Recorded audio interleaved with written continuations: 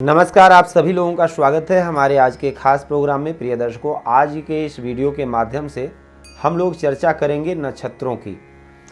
नक्षत्र का जातक के जीवन पर क्या प्रभाव है, किस प्रकार से हम लोग नक्षत्रों के आधार से जातक के बारे में, गुण के बारे में, स्वभाव के बारे में, उसके जीवन में मिलने वाले शुभाशुभ फलों के बारे में जानते हैं।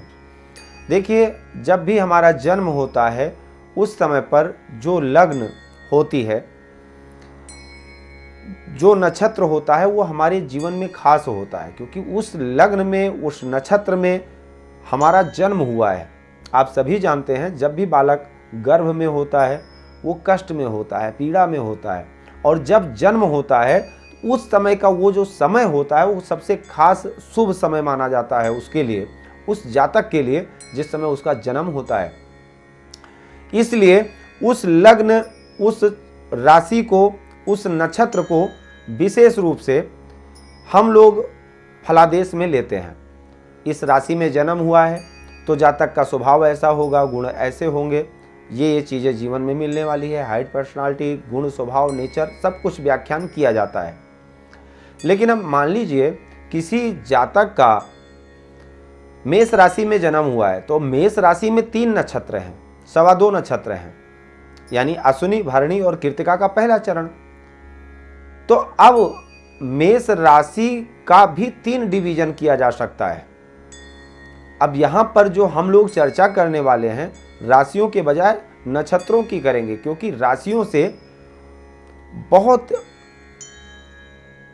ज्यादा गहराई तक जा करके जातक को बहुत अच्छा संकेत देते हैं नक्षत्र। जातक के गुण स्वरूप का, स्वभाव का, आकृति का, जातक के नेचर का। मान लो अब पहले मेष राशि के ही 3 नक्षत्र हैं, मेष राशि के ही 3 नक्षत्र हैं, और मेष राशि का गुण अलग है।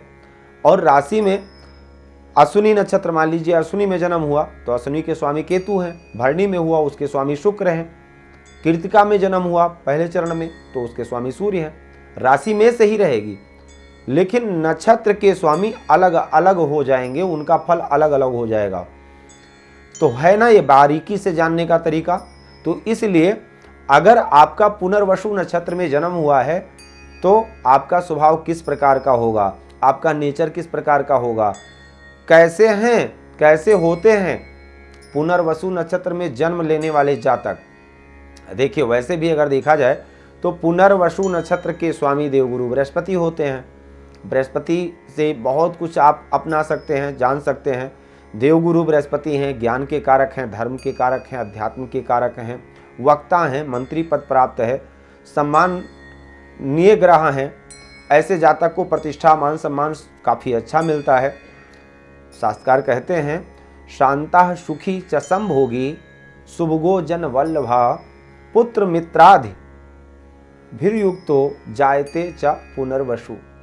पुनर्वसु नक्षत्र में जन्म लेने वाला जातक देव, धर्म व गुरुजनों को मानने वाला होता है, धनवान होता है, सुखी होता है, यानी सुख सुविधाओं को भोग करने वाला होता है, शांत स्वभाव का होता है, सुंदर होता है, आकृति देखने में काफ़ी सुंदर होती है, नाक नक्शा बहुत अच्छा होता है, शब्द बहुत अच्छे होते हैं, और जनता का प्रिय होता है, यानी लोकप्रिय होता है। ऐसे जातक लोकप्रियता से संबंधित कोई भी काम करते हैं उसमें जनता का श्रेय काफ़ी अच्छा मिलता है। पुत्र और मित्र से ऐसा जातक युक्त होता है, यानी पुत्रवान भी होता है और मित्र भी अच्छे होते हैं। इसी प्रकार से इन लोगों की बुद्धि बहुत तेज होती है, तीव्र गति। वैसे भी देवगुरु बृहस्पति जो ज्ञान के कारक हैं, आपके नक्षत्र के स्वामी हैं, तो निश्चित है, स्वाभाविक है, बहुत ही तीव्र बुद्धि होगी। बृहस्पति वैसे भी ब्राह्मण वर्ण के हैं, तो ब्राह्मणों की बुद्धि को इतना आसानी से कोई कैसे पा सकता है। धन लाभ के कामों में मन इनका अधिक लगता है, यानी अर्थ लाभ में अधिक इनकी एकाग्रता रहती है। लाभ कमाने के मामलों में ये लोग कभी गच्चा नहीं खाते हैं, यानी धोखा नहीं खाते हैं कभी भी। रेत से भी तेल निकाल लेते हैं ऐसे जातक जिनका पुनर्वसु नक्षत्र में जन्म होता है। सोना चांदी यानी आभूषण के बहुत बड़े शौकीन होते हैं। इनको जीवन में अचानक अचानक धन प्राप्ति के भी योग बनते रहते हैं। अचल संपत्ति का सुख भी इनको जीवन में मिलता है। अचल संपत्ति यानी दादा परदादा अगर ऐसा कुछ नहीं हुआ तो जीवन में कुछ विरासत में भी मिल जाता है। इन्हें पेय पदार्थ यानी दूध, जूस, लस्सी आदि इत्यादि यानी दूध आदि से संबंधित इनको अधिक प्रेम होता है। पेय पदार्थ के बहुत बड़े शौकीन होते हैं। ये लोग तेज चाल यानी इनकी जो चाल होती है बहुत तेज होती है और दूसरों की मदद भी करते हैं। पराशर जी कहते हैं कि इन लोगों की कई संतान होती है। इनकी प्रतिष्ठा व यश चंद्रमा की भांति घटती बढ़ती है, कभी अच्छी प्रतिष्ठा हो जाती है, कभी थोड़ा कम हो जाती है।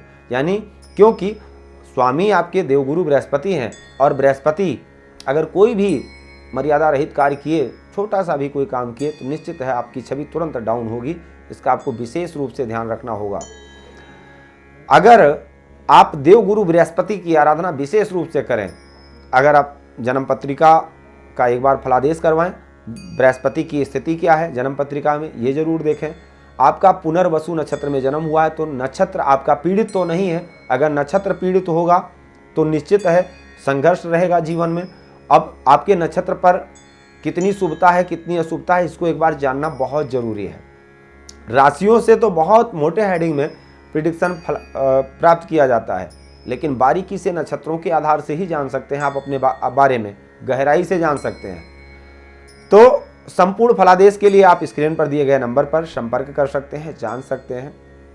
आज के लिए सिर्फ इतना ही। आप सभी लोगों का बहुत बहुत धन्यवाद। जय श्री राम।